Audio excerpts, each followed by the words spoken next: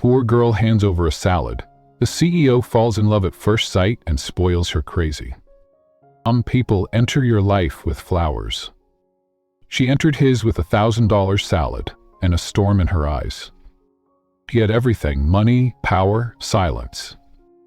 But the moment she challenged him with a laugh and a line that cut deeper than any deal he'd made, he knew he'd never forget her.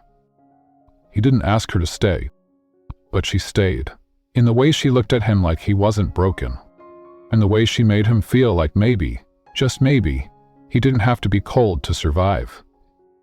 And when the world turned on her, he broke his own rules to become the man she'd unknowingly loved all along. The first thing she ever handed him wasn't a resume. It was a salad, overpriced, overseasoned, and served with a look that said, "I don't care if you're rich, I'm not scared of you." He didn't even look up at first, just another temporary face in a line of people who wanted something from him. Until she spoke. "Here's your $1,000 0-cent salad, sir.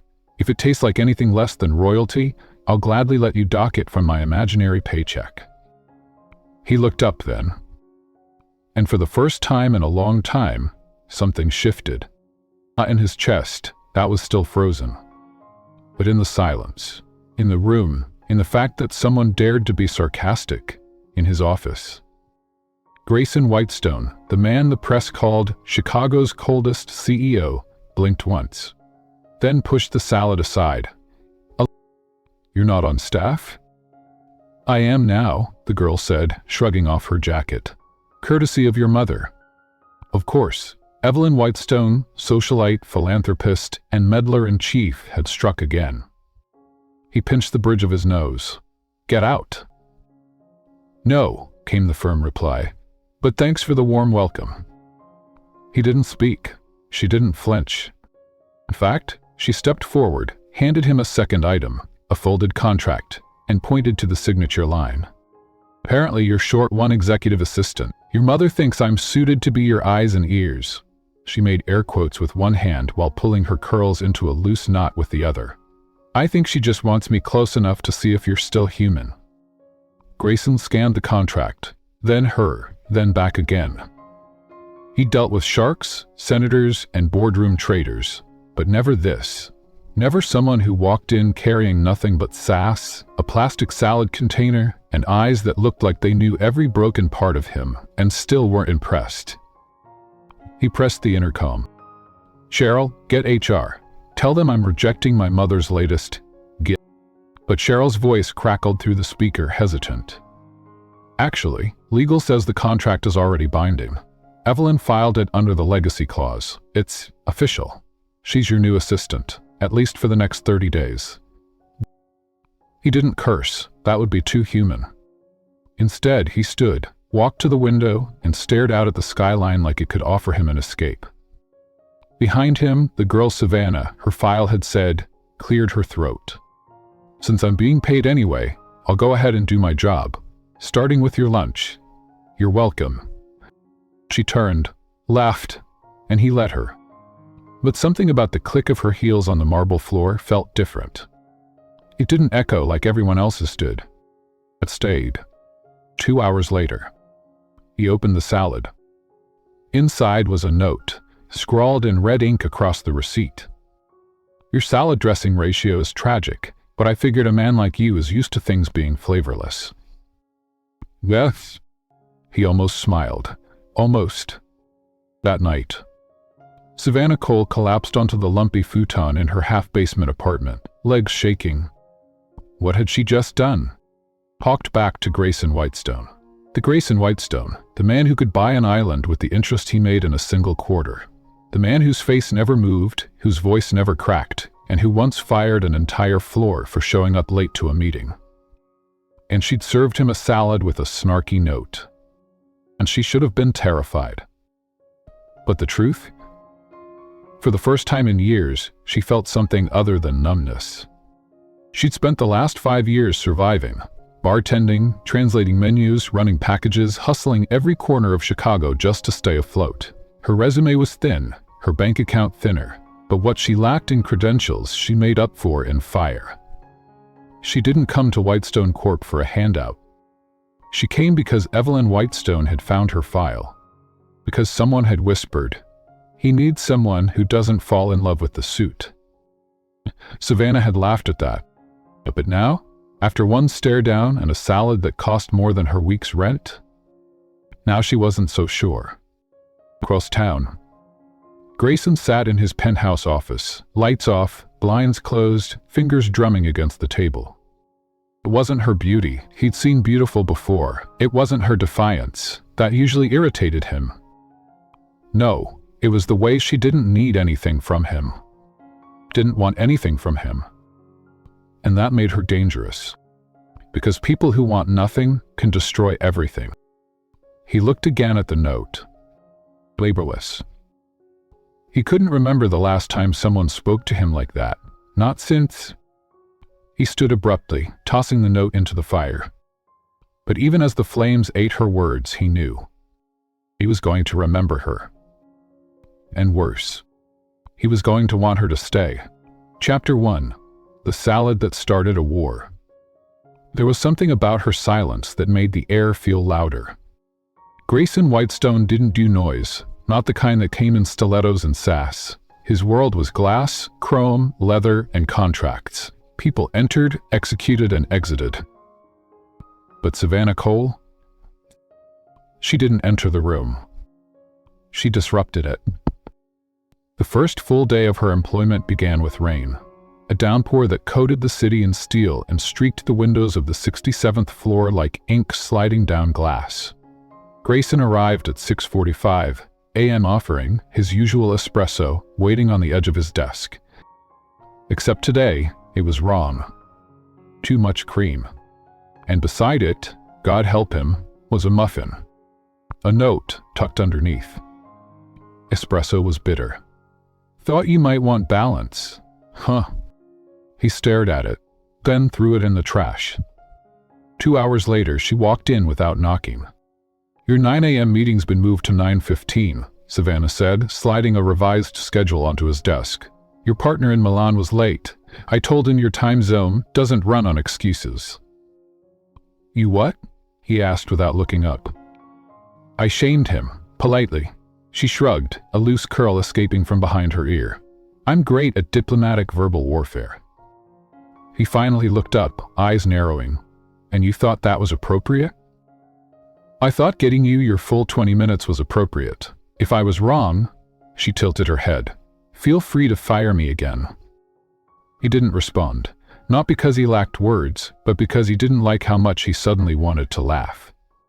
And she was still standing there, hands folded behind her back, like a soldier waiting for a target. You're still here. You haven't dismissed me. Dismissed, he echoed. This isn't a courtroom. Could have fooled me. You rule it like one. That got a reaction. The slightest twitch at the corner of his mouth, not quite a smirk, more like the ghost of one. She saw it, and she didn't back down. Did you come here to run this office? He said evenly. Or to run your mouth? Can I do both? Silence stretched. Rain pelted the windows harder. Somewhere in the distance, thunder rolled like a warning. Finally, he spoke again. You have 5 minutes to prove you belong here. Savannah didn't miss a beat. Great. Let's start with your reputation. Cold, brilliant, untouchable. Your board respects you, but they fear you more. You've lost 3 assistants in 2 months. You think it's their problem. I think the problem is this office has mirrors but no reflections. No real people, just shadows walking on eggshells. Grayson blinked. And yet I'm still standing, she added. Still speaking, still breathing. And what exactly do you think that proves? She smiled. I'm not afraid of you. But maybe, just maybe, you're afraid of me. He stood, tall, imposing, the kind of presence that didn't just fill a room, it made it shrink. You have no idea who you're dealing with. No, she said softly. But I know what it's like to walk into a room full of wolves and pretend I'm not bleeding. His stare faltered, just for a second. Then she placed something else on his desk, a fresh salad, wrapped in cellophane, not the usual catered nonsense. This one's from me. I made it myself. It didn't cost $1,000, just $3, and a little self-respect. Try not to choke on it." And with that, she walked out. Later that afternoon, he didn't eat the salad. Not at first. But around 4:30, after his back-to-back meetings bled together and the espresso machine jammed and Cheryl called out sick, he opened it. It was perfect. Not because of the seasoning, not because of the balance, but because it reminded him of something he'd long forgotten: being human. There was no note this time, just a slice of orange tucked beneath the lid, peeled in the shape of a smile. At night, Savannah's apartment. The lock clicked twice before she kicked the door open with her boot. The apartment smelled faintly of candle wax and rain-soaked socks. A leaky faucet echoed somewhere in the kitchen. She tossed her soaked coat over a chair, peeled off her wet flats and sat on the floor. Not the couch. The floor. Because when your life's barely standing, somehow, the floor always feels safer. She exhaled. "You're playing with fire," she whispered to herself, staring up at the ceiling's water stains. "And he's not just cold, he's carved from it." But part of her didn't care. Not because she wanted him, not in the way other women did, but because for the first time in forever, someone had looked at her and seen more than a resume. More than a girl with holes in her boots and pain she never talked about. He looked at her like she confused him. And that, strangely, felt like power. Meanwhile, across town, Grayson sat alone in his penthouse, city lights reflecting off his whiskey glass. He should have called HR. Should have terminated the contract and sent her back to wherever Evelyn found her. But instead, he replayed every word she said. "This office has mirrors but no reflections." No one had ever said that to him. No one had dared. And the worst part? She wasn't wrong. He glanced at the plastic salad container on his desk, now empty. Then he looked at the one unopened email glowing on his screen. Subjectivity, family history, family values, and professional confidence and persuasion. His jaw clenched. That name again. That past. His father, the man who nearly ended him. The man no one dared mention. Savannah, she didn't know that. And that made her dangerous, because she walked through his world like it was hers to challenge. And that, God help him, made her unforgettable. The next morning, Savannah walked into the office early. Grayson was already there. He looked up. For the first time, really looked at her. "Miss Cole." She raised an eyebrow. "Firing me again?" "No," he said slowly. "Not yet." Pause. Then, so quietly she almost missed it. "The salad was fine." She smiled. "You're welcome. But let it go to your head." "I won't, Olivia." She started to turn away. "Savannah." She paused. "You get 3 strikes here," he said, eyes cold but voice less so. "That was 1. She nodded. Noted.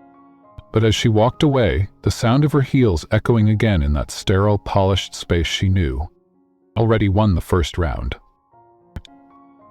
It had only just begun. Chapter 2. You're just a tool, right? The office didn't run on coffee. It ran on rumors. And today, Savannah Cole was the headline. She didn't need to hear the whispers to know what they were saying. She felt it in the way chairs stopped spinning when she walked by, in the way staplers got suddenly loud and voices dropped to murmurs as if shame could be passed like perfume. It was her. Salad girl. Must be sleeping with him. No one survives Whitestone for more than a week unless they're useful. Or pretty. Savannah smiled, thin-lipped, and kept walking. Because surviving in a place like this required the one thing no one expected from a woman like her. Silence sharpened into steel. 9:15 a.m. Boardroom. It was supposed to be a silent meeting. Just Grayson, the CFO, and 3 international partners on speakerphone. But mid-call, the CFO stumbled through a numbers projection. The wrong slide appeared, and Savannah, stationed quietly in the corner, spoke up without being invited. Page 12, she said calmly, shows the corrected Q4 forecast. The spreadsheet they're referencing is outdated. I flagged it to finance last night. Grayson looked at her sharply, but he didn't interrupt, because she was right. The boardroom fell quiet. Then one of the German partners chuckled. "Oh, you finally hired someone who reads the reports." Savannah raised her coffee cup in mock salute. "Some of us even do math." A few chuckles. Even Grayson's lips twitched. The meeting ended 20 minutes later, the deal saved. And Savannah? She left without a word, heels echoing like applause. Later that morning, break room. She was pouring burnt coffee when someone leaned against the doorframe with too much perfume and not enough warmth. Jenna Lang, executive assistant to the head of legal, and unofficial queen bee of floor 67. "You're new," Jenna said sweetly, flipping her blonde hair over her shoulder. "You're observant," Savannah replied, not turning around. "You've got nerve, I'll give you that," Jenna added, voice still sugar-laced. "But I should warn you.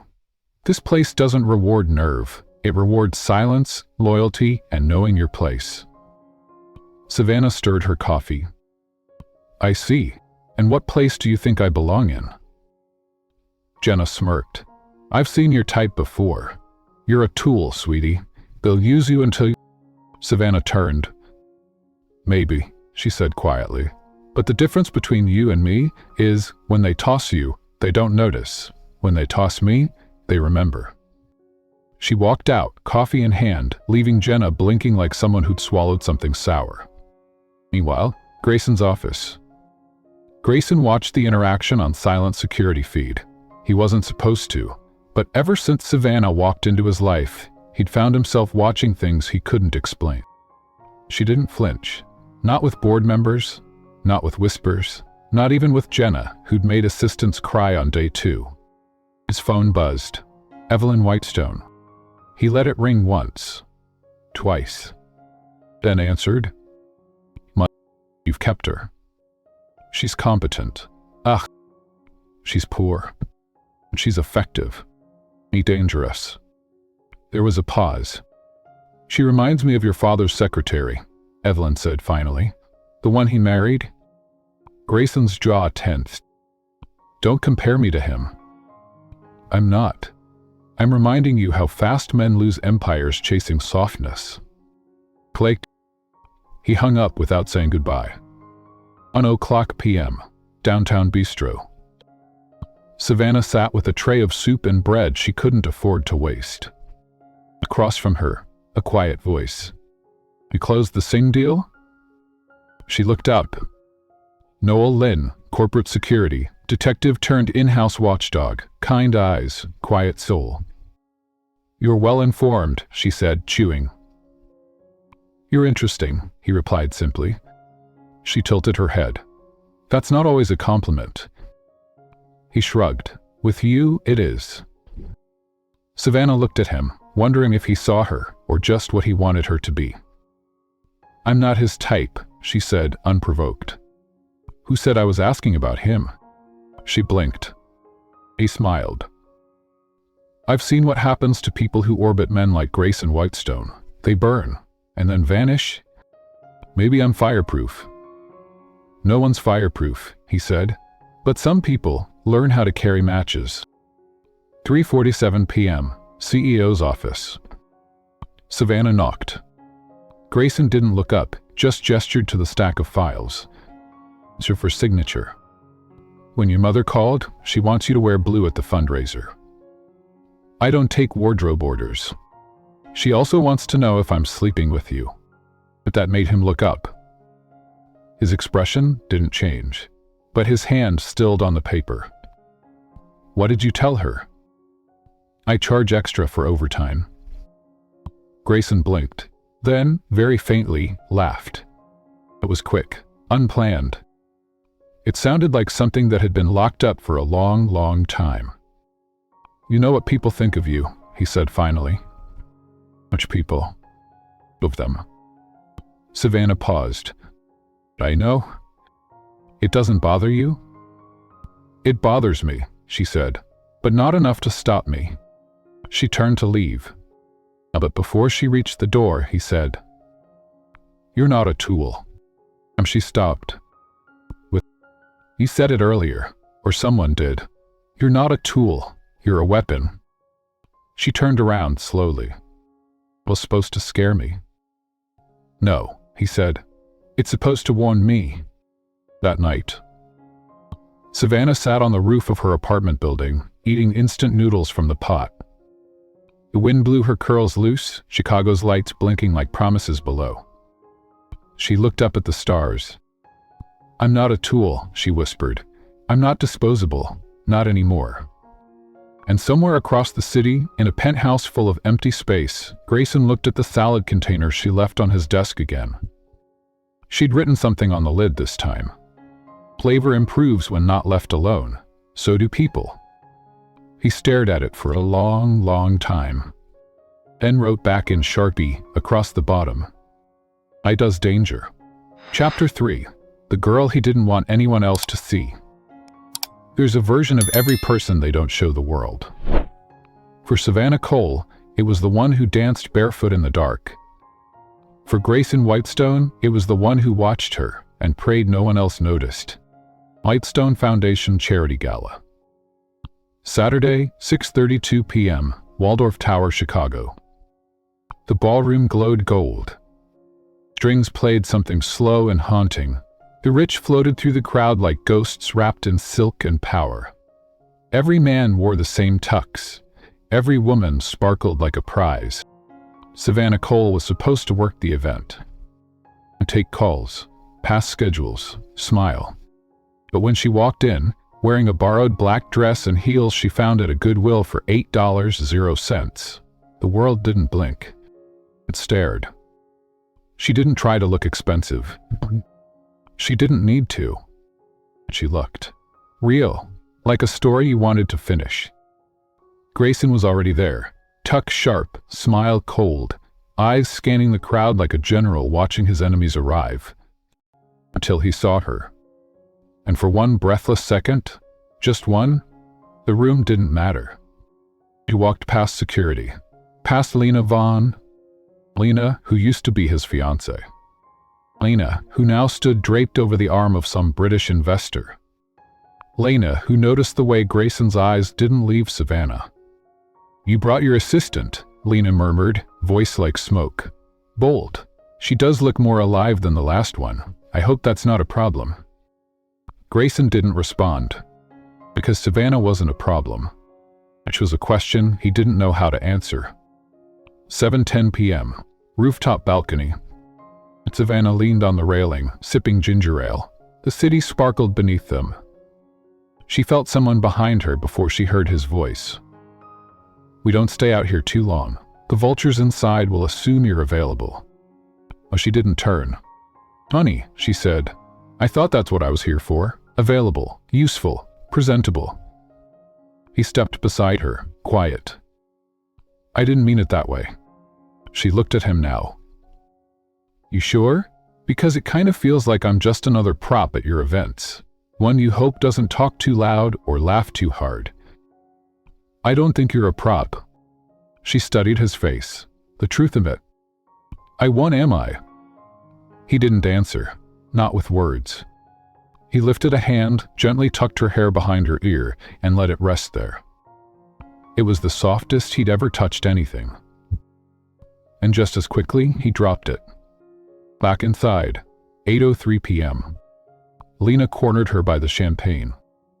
"You're pretty," she said, sipping slowly, in that undone kind of way, like you're trying not to be. Savannah didn't bite. Lena tilted her head. "He used to like derms like that, you know? Quiet storms. Until he didn't." "Then I guess I'm safe," Savannah said. "Because I'm not here for him." Lena's smile didn't reach her eyes. "That's the lie we all tell ourselves, sweetheart." And she walked away. Savannah stood there for a beat too long, until someone tapped her shoulder. "Dance with me," Grayson said. "With this one, for appearance's sake." "Sing your mother again?" "The world." She sighed, handed off her glass and stepped into his arms. 8:05 p.m. Dance floor. They didn't talk at first. The music was soft, their steps slower. Grayson didn't hold her too tight, didn't look around. His hand on her back felt like a silent confession. "You're angry," he said. "When would I be? I'm just the help." His jaw tightened. "I don't think of you that way. Then why don't you tell them what I really do? That I rewrote your investor reports, that I saved 2 international contracts, that I canceled your meeting with the board chairman because his wife is filing for divorce and leaking company info to the press." He looked at her, eyes sharp. "Why do you know that?" "I listen. That's what tools do, remember?" He stopped moving. The dance floor kept spinning, but they stood still. "You're not a tool," he said again, quieter this time. "You're..." But he didn't finish. Instead, he stepped back. And just like that, the dance was over. Later that night, parking garage. Savannah walked toward her rideshare pickup alone. He should have walked her. He almost did. But some ghosts are louder than instincts. She heard the footsteps too late. 2 men, drunk, laughing. And one slurred. "Damn, up close." She didn't stop walking. They didn't stop following. "You think 'cause you're in a black dress and heels you belong with them?" He turned, called, "I'm tired. Please walk away." "I'll be on my way. Don't be like that." A hand reached toward her arm. And suddenly, it wasn't there. Grayson's fist collided with the guy's jaw so hard it echoed. The second man froze, eyes wide. "Touch her again," Grayson said, voice low, "and you won't walk tomorrow." They ran. Savannah stared. "And followed me? You think I'd let you walk alone in the city, dressed like that, after a night like this? I can take care of myself." "I know." He stepped closer. "But sometimes, I don't want you to have to." She blinked, unsure what to do with the softness in his voice. "I'm fine," she said. "I know." Then softer, "But I'm not." A beat. And then he said it. "I don't want them to see you." She tilted her head. "What?" "The way I do." "What?" "Because if they see what I see," he swallowed, voice breaking around it, "they'll want you too." And just like that, he walked away, leaving her standing in the wind, heart racing, and for the first time since meeting him, afraid that she was falling into something she might not survive. Chapter 4. You're fired, so why am I afraid to let you go? Things break with sound. Glass, bones, trust. But the worst breaks are silent. Like when someone you've tried not to need walks out of the room without looking back. Monday, 7:42. I.M. Whitestone Corp. Savannah stepped off the elevator into a wall of whispers. Phones rang, keyboards clacked, but beneath it all was tension. Thick, sharp, coiled. She barely had time to hang up her coat before Noah intercepted her. "You need to be careful," he said, voice low. "Good morning to you too." "I'm serious." He held out his phone. "Someone leaked photos from the gala, of you and Whitestone." She took the phone and saw it, a grainy image of her and Grayson on the dance floor, his hand brushing her jaw. Another, showing him shielding her in the garage. And the headline. Whispered Winton. Mystery woman sparks internal drama. Savannah exhaled. "I didn't ask for this." "You didn't have to. The sharks are circling. Legal's involved. Lena Vaughn's PR team is pushing for a full investigation into inappropriate workplace relationships." Savannah's stomach twisted. "They're trying to make it look like I used him, slept your way in. It's a classic move. Paint the girl with ambition as poison." She looked at him, voice quiet. "And what's he doing about it?" Noah didn't answer. and that told her everything. 10:15 a.m., CEO's office. Grayson's voice was cold when she walked in. "You are late." She raised a brow. "It's 10:15. You said 10:30. Then I changed my mind." He didn't look up, just pushed a folder across the desk. "What's this?" she asked. "Your reassignment. HR wants distance. You'll be reporting to Director Morris in R&D. Savannah didn't move. "You're transferring me?" "I'm protecting you." "By erasing me?" He looked at her then, but his face was unreadable. "The press thinks I'm your mistress. Legal's breathing down your neck. Lena's spinning stories, and your solution is to ship me off like bad inventory? I don't make this personal." Her voice broke slightly. "It is personal?" He stood, walked to the window. "Did temporary. A retreat." Finally, she stepped forward, took the file and tore it straight down the middle. "I'm a risk. Fire me. Don't insult me with reassignments and silence." "Savannah?" "No. You don't get to say my name like that. Not when you won't fight for me." He didn't respond, but his eyes, they burned with something close to regret. "Fine," she said. "Let's make it easy." She pulled the company badge from her coat pocket. "I quit." And before he could stop her, she was gone. That afternoon, Southside Cafe. Savannah sat in her old haunt, the one with the broken Wi-Fi and booths that swallowed you whole. She stared at her reflection in the window, and she should have cried. But she was too angry for that.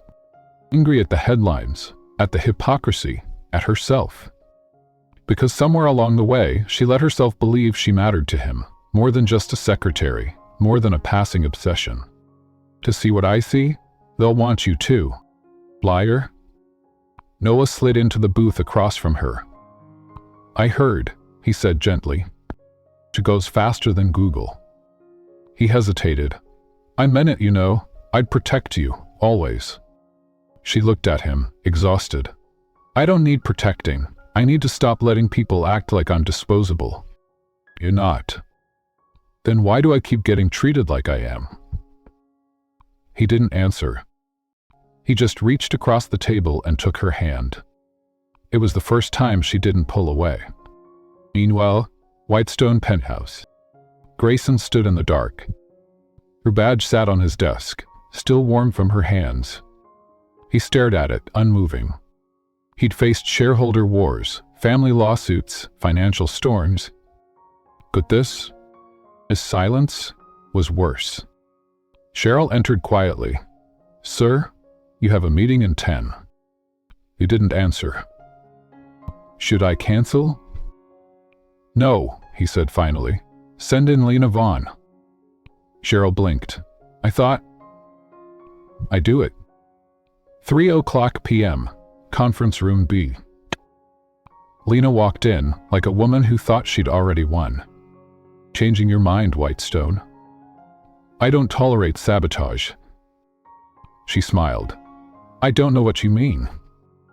He slid a file across the table. Copies of emails, photos, PR invoices.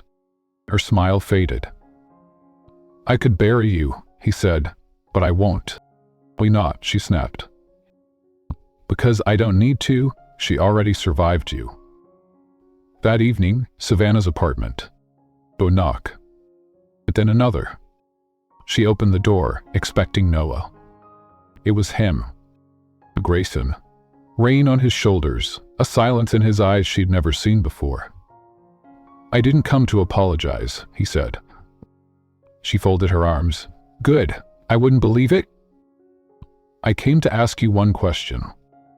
"Why didn't you fight for me?" she asked before he could speak. "Was I not worth the headline?" "You were worth the risk," he said, "but I wasn't." She frowned. "What does that even mean?"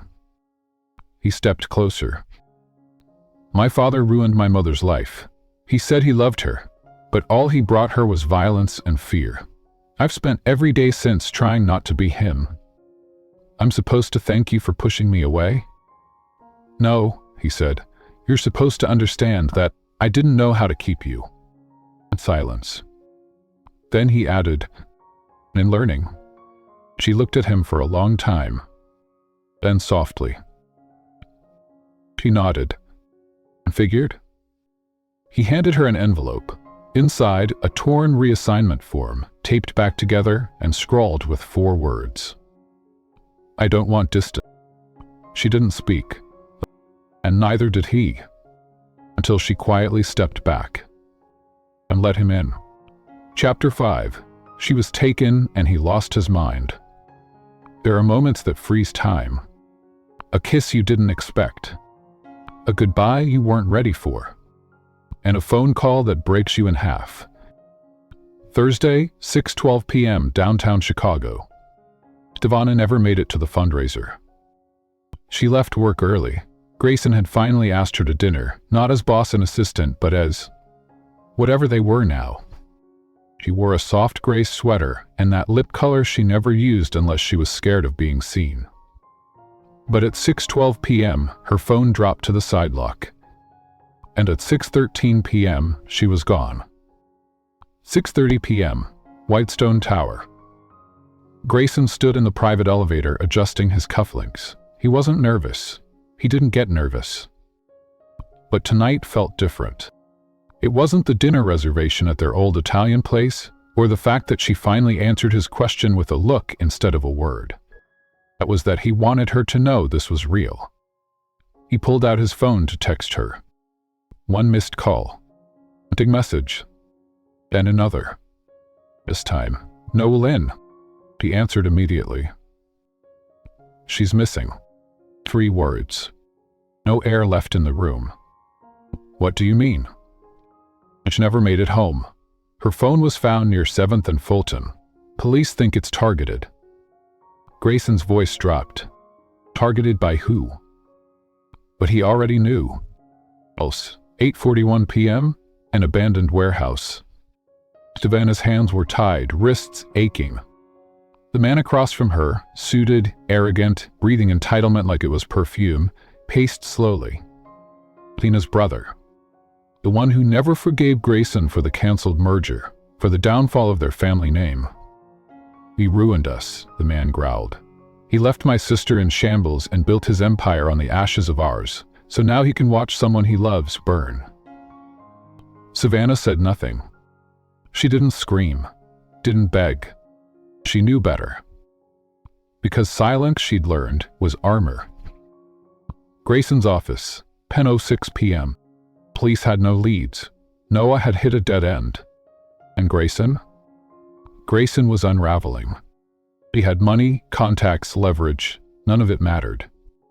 He traded years of feelings for control, and now the only person who made him feel had vanished. He stared at the screen in front of him, paused on a grainy street cam image. A black SUV, license plate blurred. But her outline was clear in the passenger seat. He touched the screen like it would bring her back. "Find her," he told Noah. "I don't care what it takes. Find her." And then he walked into the war room. Because this time, he wasn't waiting for someone else to save her. Savannah sometime after midnight. She was cold, exhausted, but not broken. The ropes had loosened just enough, her fingers bled from trying. On guard, distracted. She didn't have a plan, only the memory of Grayson's voice. "You're not a tool, you're a weapon." She waited until the guard stepped outside to take a call. But then she moved. Fast, hard, desperate. By the time they realized she was gone, she was running barefoot through gravel and steel, lungs burning, heart screaming, until headlights blinded her, and brakes squealed, and someone shouted her name. Geneva. He ran to her, held her so tight she couldn't breathe. "You came." "Of course I came. You could have died." "I would have died." He kissed her then. Not like a billionaire. Not like a CEO. But like a man who had almost lost the only woman who made him feel human. 2 hours later, hospital room. But she was safe. Minor injuries, bruised ribs, a broken wrist. But alive. Grayson sat beside her bed, shirt torn, hands still trembling. She opened her eyes slowly. "Did we make the reservation?" He laughed, cracked and uneven. He never stopped. "I thought you didn't like women who talk too much." "I like you. Too much." Pause. Then, "I've faced boardrooms, backstabbing, lawsuits, but nothing scared me like tonight." She touched his hand. And for once, he didn't pull away. "I'm not leaving again," he said. "I'd rather burn everything down than lose you." Her eyes filled, not with fear, but with love. "I'm not scared of fire," she whispered. "Just don't make me walk through it alone." He leaned forward, pressed his forehead to hers. Never again. Chapter 6. The secret she hid in her pocket. Some scars you wear on your skin. Others you fold into your pocket, hoping no one ever finds them. But love has a way of uncovering what you never meant to reveal. Tuesday 10:12 a.m. Whitestone Medical Center. Sunlight filtered through the blinds, falling soft across Savannah's face. Her wrist was wrapped, her ribs ached, and every muscle in her body screamed for stillness. But it was her heart that felt unsteady. Grayson hadn't left her side. He sat now, half asleep in a stiff chair, one hand loosely holding hers. His other hand held a folder full of police reports and logistics he'd personally overseen, as if love required paperwork. When she stirred, he sat up instantly. "You need anything?" he asked, voice gravel-soft. "Coffee, real clothes, and about 6 hours of pretending none of this happened." His lips quirked, a half-smile, half-grimace. "I can get you 2 of the 3. She studied him. Something was different. Not just the worry lines around his eyes, or the cut above his brow. Something softer. "Grayson," she said quietly, "why did you come?" "You know why?" "Normally I know what you did, but not why." He looked away for a moment, then back at her. "Because when I realized you were gone, It's that afternoon, her apartment.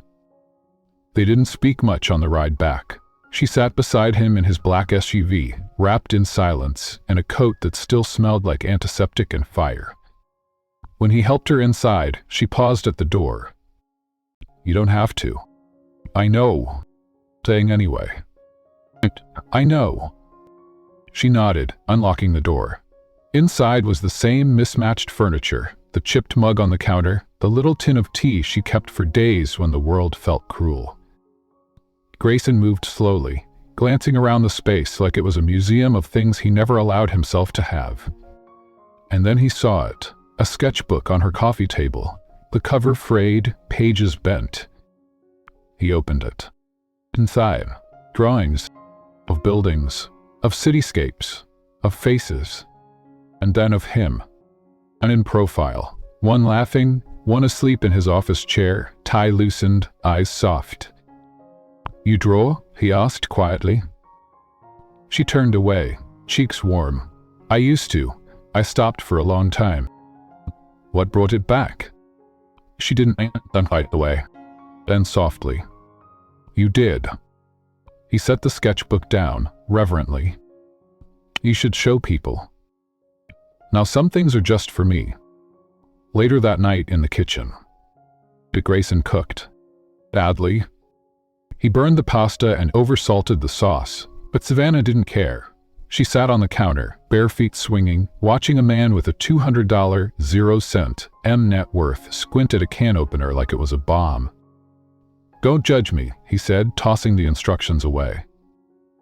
"I'm not judging, I'm documenting." He turned, lifting a brow. "Are you seriously drawing this?"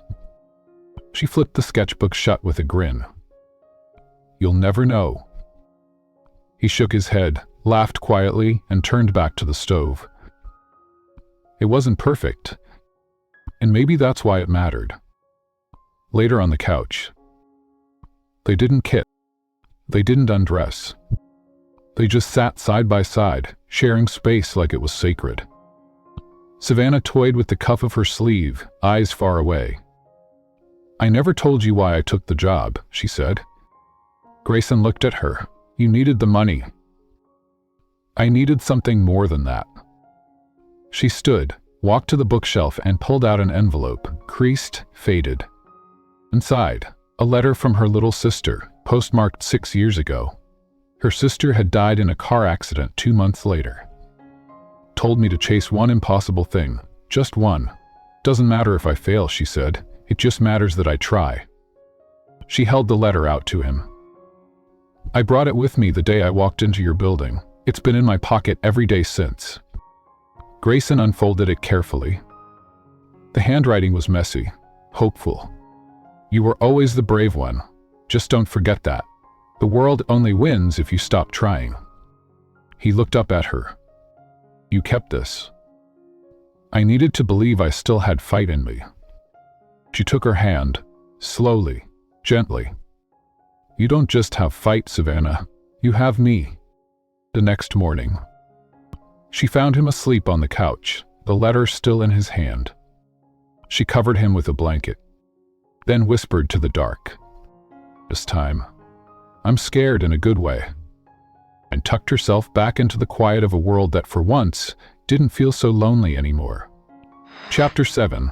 The Woman They Couldn't Silence. Some people break when the world turns against them. Savannah Cole didn't break. She answered. Friday, 9:30. I.M. Whitestone Corp. Boardroom level. The boardroom buzzed with tension. 12 directors, 1 press advisor, 2 attorneys, and an empty seat, hers. Grayson stood at the head of the table, spine straight, heart clenched. "Ms. Cole will not be attending," legal announced, "per company advice." But the door opened, and Savannah walked in. And wrist still wrapped, bruises still visible, but eyes, sharp, steady, alive. "I wasn't aware I needed permission to attend a meeting about me." Grayson's gaze met hers, quiet, fierce. He didn't stop her. He never would. 9:33 a.m. The attack begins. Lena Vaughn, flanked by her family's counsel, stood. "Let the record show, Savannah Cole is at the center of a media scandal involving Whitestone Corp., which may violate HR policy and investor expectations." Savannah smiled. "Let the record also show that Lena Vaughn's family tried to buy influence through a marriage contract Grayson Whitestone never agreed to." Lena's mouth snapped shut. Savannah turned to the board. "I didn't sleep my way into this job. I worked, I bled, I outperformed every assistant this company hired in the last 2 years." She laid a stack of papers on the table. "Here are the contracts I renegotiated, the departments I streamlined, the legal issues I caught before they cost us millions." She looked each director in the eye. "You don't have to like me. You don't have to understand why the CEO trusts me. But you will stop pretending I don't belong here." Dead silence. Until one of the senior directors nodded. "Let her finish." 10:20 a.m. after the storm. The room cleared slowly. Lena left first, her face tight, her silence louder than her usual threats. Savannah stayed behind. Grayson waited. Then quietly, "You didn't have to do that." She turned to him. "I did. I spent my whole life being told to keep my voice down, to play nice, to let the powerful speak while I shrink. But you taught me something." And she stepped closer. "Silence can be louder than noise if it's made of truth." He exhaled. "You saved me in there." "I noted during the war," he whispered. "I saved myself. You just gave me the floor." That evening, private balcony, Whitestone penthouse. He found her leaning on the railing again, like that night at the gala. But this time there were no strings playing, no gowns, no stairs. Just the two of them, and the sound of their shared breath. "Stay," he said softly. "In the company, in my life." She didn't turn around. "You've said those words before." "I mean them now." She glanced at him. "And tomorrow? I'll mean them more." A pause. Then she said it without fear. "Then I'm not going anywhere." He stepped beside her, eyes on the horizon. You know what I thought when I saw you in that boardroom today? I talk too much?" He smiled. Normally that would worry him. That you were the storm I prayed would never come, and now I don't know how I lived before you. Chapter 8. You call this love? And some people mistake protection for love. But love doesn't lock you out. Love lets you in. Sunday, 8:14, Ion Whitestone Estate. The rain hadn't stopped for hours. It tapped against the windows like it was trying to remind them of something. Maybe grief, maybe guilt, maybe both. Savannah stood in the kitchen barefoot, wearing one of Grayson's shirts and pouring coffee with trembling hands. He walked in behind her, shirt unbuttoned, jaw tight. "I sent your security detail home." She turned. "You're safe now. I don't want eyes on you all the time." She frowned. "You don't want me protected?" "I don't want you watched. There's a difference." She studied him, the carefully chosen words, the retreat behind logic. "I didn't ask for a bodyguard, Grayson. I asked for you." "You have me." "Do I?" she asked quietly. He flinched. Then came the silence. Then the deflection. "There's a company trip next month. Hawaii. I'll have the assistant book us a suite." "I'm not a prize to be flown around," she said, voice low.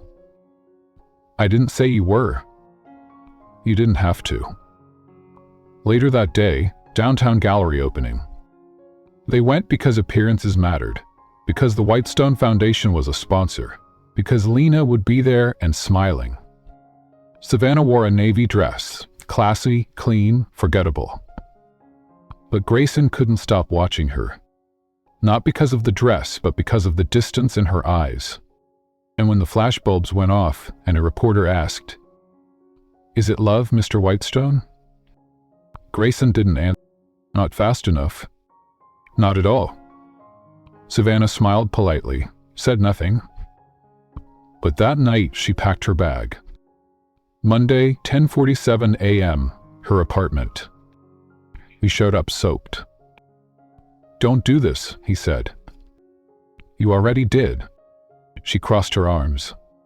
"You brought me into your world, Grayson, but you were." "No," she said. "I was in your shadow, in your schedule, but never in your heart, not fully." He stepped closer. "You think this isn't love?" "I think this is control, guilt, fear dressed up as affection." "And what would love look like?" he snapped. She looked up, eyes wet but unwavering. "It looks like choosing me, out loud, without hiding, without hesitation. It looks like holding my hand in a crowd. It looks like saying you're mine when the whole world is watching." He opened his mouth, but she was already walking away. And he, the man who never begged, stood in the rain. And didn't stop her. That night, Whitestone penthouse. She wasn't there. Her scent was her sketchbook, a single mug in the sink. He sat in the dark, opened her notebook. On the last page, a sketch of him holding a tiny, impossible version of her heart in a hand made of glass. A pencil. Even the coldest hands can hold something precious, if they dare. He closed the book. And finally, well, broke. Chapter 9. The contract that wasn't business. In his world, everything had terms, deadlines, clauses, fine print. But this time, the contract wasn't about power. It was about her. Wednesday, 7:00 a.m. Savannah's apartment. The knock came before sunrise. Savannah opened the door in a hoodie and jeans, eyes still heavy with sleep and hurt. Grayson stood there, tie crooked, hair a mess, hands holding a folder. No words. He walked in, opened the folder on her kitchen counter, and stepped back. "Read it." She hesitated, then flipped the cover. Her breath caught. It was a contract, a full legal document, but not one she expected. Clause 1. You are not my assistant anymore. Clause 2. You are not replaceable. Clause 3. You are the only person I trust with everything that matters. Clause 4. You may terminate this agreement at any time, but I hope you don't. Olivia looked around at the other ship. Clause 5. If you sign, I'm yours. No conditions, no secrets, no silence. Final clause. Marry me, or tear this up. She looked up, eyes wide, heartbreaking. This isn't funny. That's not a joke. You can't fix us with paperwork. I'm not trying to fix us, he said. I'm giving you a choice. Savannah stared at the line for her signature. Do you want this man, cold, cracked, learning to be warm even after everything? She didn't pick up a pen. She picked up her lipstick and signed it in red. That night, Whitestone Tower. They walked into the building together for the first time. Not boss and employee. Not secret and scandal. But equals. People stared. Whispers rose. Savannah reached for his hand. He didn't hesitate. He held hers like he meant it. Like he was done hiding. In the elevator, he glanced at her. You're not scared? Terrified. Until signed. You left the clause open-ended. Which one? The last one. Marry me, or tear this up. He nodded. Which one did you choose? You smiled softly. I didn't tear it up. Later in the office. Savannah stood at the window. A contract. He joined her. Because it's the only language I was taught growing up. The only way I knew to prove something was real. Now I'm learning love doesn't need signatures. But it helps, she teased. He kissed her gently, fully, like a vow. I don't need you to promise forever, he whispered. A promise to stay, when it's easier to run. She leaned into him. I already did. Chapter 10. The Bride Who Broke the Door Down. Some weddings begin with music. This one began with a missing bride, and a man who had waited his whole life to belong to someone. Saturday, 5:02 p.m., Whitestone Estate, Chicago. The chapel was full. Evelyn Whitestone dabbed her eyes. Noah stood as best man, and Grayson? He stood at the altar, steady, but his hands wouldn't stop shaking. Savannah wasn't late. She was missing. No answer, no car, no footsteps down the aisle. Until the back doors burst open. Wind, leaves, a woman in white, barefoot, hair wild, eyes on him. Savannah Cole didn't walk in, and she charged. And every head turned, but Grayson, he only saw her. She reached him, breathless. Sorry, she whispered. The car died, and I refused to walk down the aisle unless it was on my terms. He grinned. I love you. I know. They didn't use scripts. They didn't read from note cards. They just spoke. Savannah, you scared me, not because of your power, but because of how quickly you saw me, and how long I'd spent making sure no one ever did. While you empathize with her darkly, hoping, at least, that Grayson, you made me feel everything I buried, and you taught me that love isn't about who has control, it's about who shows up. You always showed up, even when I didn't deserve it. Later that evening, laughter, dancing, bad champagne. But Grayson and Savannah disappeared early. They didn't tell anyone, just vanished, hand in hand, into the Chicago night. A town rooftop midnight. He carried her onto the roof of their new apartment. No lights, just stars, just breath. Savannah looked at him, barefoot in her gown.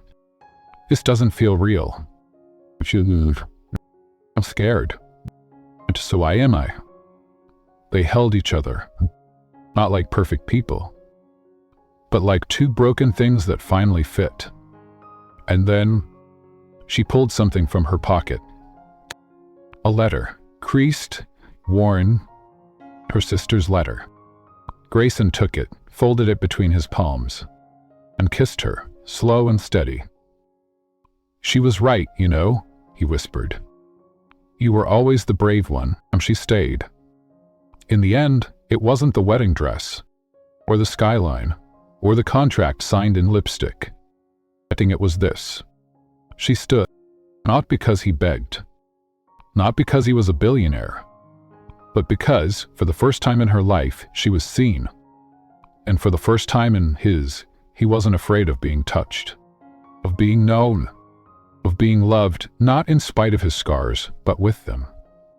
And they still argued. They still had bad days. But she never walked out again. And he never gave her a reason to. A few years later, they framed her sister's letter, hung it by the door, right next to a photo of them holding hands in bare feet on that rooftop. No filters, no diamonds, just two people choosing each other. Every single day. Maybe love isn't grand gestures. Maybe it's late-night soup and showing up when it's hard. Maybe it's not the man with the most power, but the one who finally says, "I'm not running, not this time." So, if you've ever felt too broken to be chosen, too loud to be loved, too complicated to be understood, I hope you remember Savannah. And I hope one day someone looks at you the way he looked at her, as if you were always the answer, even when they didn't know the question. If this story moved you, share it with someone who believes love should never be silent. And if you've ever stayed when it was easier to leave, tell us in the comments what made you stay. Or maybe more bravely, what made you finally walk away? We're listening, and love, as always, finds its way.